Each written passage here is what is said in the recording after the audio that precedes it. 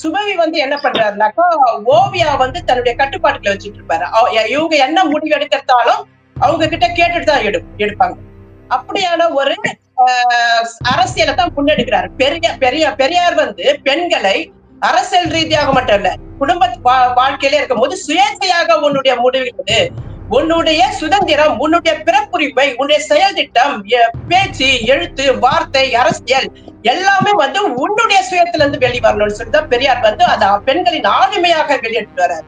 அந்த ஆளுமையை வந்து பெண்களுக்கு வளர்த்தெடுக்க பெரியார் இயக்கங்கள் தரவி இருக்கு. அந்த தவறிய விஷயத்த சுபவியும் செய்யறாரு, ஓவியாவும் செய்யறாங்க. அப்போ எப்படி இந்த இதுக்கு வந்து ஒரு சிறப்பான ஒரு விவாதம் என்னால சொல்ல முடியும்.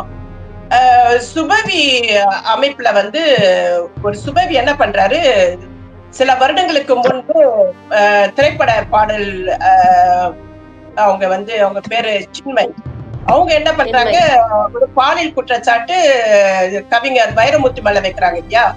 அதே மாதிரி சின்மய் அவங்க அவங்க சார்ந்து மேலும் 19க்கு மேற்பட்ட பெண்கள் வைரமுத்து மேல பாலியல் குற்றச்சாட்டு வைக்கிறாங்க.